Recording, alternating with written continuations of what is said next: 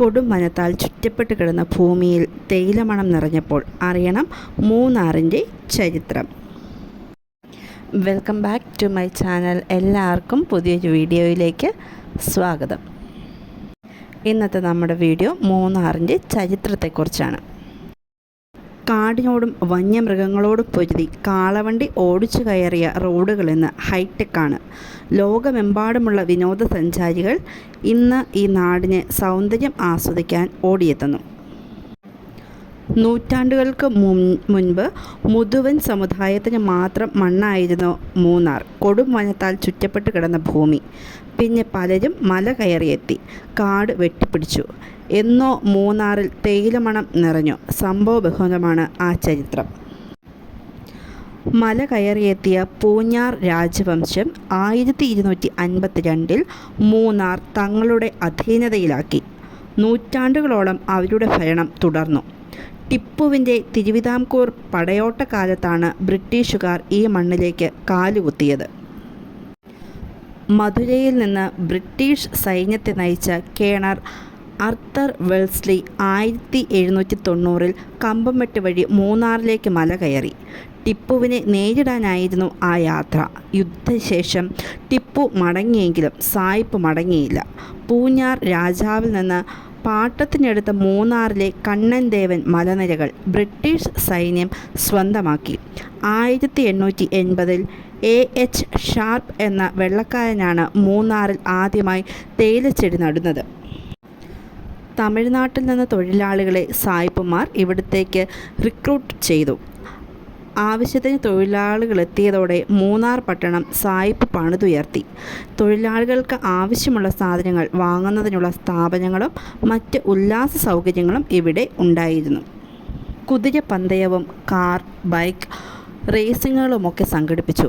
തേയിലക്കൃഷി വളർച്ച പ്രാപിച്ചതോടെ തേയില ചുമക്കുന്നതിന് മനുഷ്യനും കന്നുകാലികളും മതിയാകാതെ വന്നു. അത് പരിഹരിക്കാനാണ് സായിപ്പ് സംസ്ഥാനത്തെ ആദ്യ റെയിൽപാത മൂന്നാറിൽ സ്ഥാപിച്ചത്. മൂന്നാറിൽ നിന്ന് മാട്ടുപ്പെട്ടി, കുണ്ടള വഴി തമിഴ്നാട്ടിലെ തേനി ജില്ലയുടെ അതിർത്തി വരെയായിരുന്നു പാത. തേയിലച്ചാക്കുകൾ നിറച്ച കൽക്കരി വണ്ടി 1902 മൂന്നാറിൽ സർവീസ് ആരംഭിച്ചത്. രാജ്യത്തെ ആദ്യ റെയിൽപാതകളിൽ ഒന്നായിരുന്നു മൂന്നാറിലെ കുണ്ടളവാലി റെയിൽവേ. ഇന്നത്തെ തേനി ജില്ലയിലെ ടോപ്പ് സ്റ്റേഷനിൽ നിന്ന് റോപ്പ് വേയിലൂടെ ബോഡിയിലെത്തിക്കുന്ന തേയില തൂത്തുക്കുടി തുറമുഖം വഴി ഇംഗ്ലണ്ടിലെത്തിച്ചിരുന്നു. തേയില വ്യവസായം നല്ല രീതിയിൽ നടക്കുന്ന സമയത്താണ് 1924 വെള്ളപ്പൊക്കമുണ്ടായത്. 1924 ജൂലൈയിലാണ് പഴമക്കാർ 99 വെള്ളപ്പൊക്കം എന്ന് വിളിക്കുന്ന പ്രകൃതി ദുരന്തം ഉണ്ടായത്. 9 രാവും പകലും നീണ്ടുനിന്ന മഴ മൂന്നാർ പട്ടണത്തെ ഇല്ലാതാക്കി. റെയിൽവേ സ്റ്റേഷൻ, റെയിൽപാളങ്ങൾ, റോപ്പ് വേ, വൈദ്യുതി, വീതിയേറിയ റോഡുകൾ, വിദ്യാലയങ്ങൾ, ആശുപത്രികൾ എന്നിവയെല്ലാം വെള്ളപ്പൊക്കത്തിൽ തുടച്ചു നീക്കപ്പെട്ടു. 100-ലധികം ആളുകളാണ് അന്ന് കൊല്ലപ്പെട്ടത്. 1972 ഇടുക്കി ജില്ല രൂപീകൃതമായിട്ടും മൂന്നാറിൻ്റെ സാധ്യതകൾ ആരും കണ്ടെത്തിയില്ല. ഒരു വ്യാഴവട്ടക്കാലത്തിന് ശേഷം 1984 രാജമല മുഴുവൻ നീലക്കുറിഞ്ഞ് പൂക്കളാൽ നിറഞ്ഞു. അന്ന് തൊട്ട് മൂന്നാറിനെ പുറം ലോകം അറിഞ്ഞു തുടങ്ങി. പൂക്കാലം കാണാനെത്തിയവരെല്ലാം മൂന്നാറിൻ്റെ സൗന്ദര്യത്തെ പാടിപ്പുകഴ്ത്തി.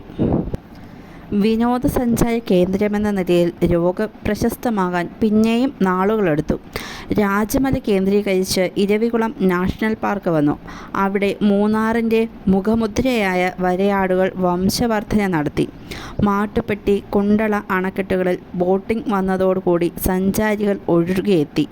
താപനില -6 വരെ എത്തുന്ന കുളിരുള്ള കാലാവസ്ഥയും തേയിലക്കാടുകളുടെ വശ്യതയും സഞ്ചാരികൾക്ക് സ്വർഗം പോലെയൊരു ലോകമാണ് സമ്മാനിക്കുന്നത്. തെക്കിൻ്റെ സ്വന്തം കാശ്മീർ, മൂന്നാർ. നിങ്ങൾക്ക് ഈ വീഡിയോ ഇഷ്ടപ്പെടുകയാണെങ്കിൽ ചാനൽ സബ്സ്ക്രൈബ് ചെയ്യുക, ലൈക്ക് ചെയ്യുക, നിങ്ങളുടെ കൂട്ടുകാരിലേക്ക് ഷെയർ ചെയ്ത് കൊടുക്കുക. നിങ്ങളുടെ അഭിപ്രായങ്ങൾ കമൻറ്റായി രേഖപ്പെടുത്തുക. താങ്ക്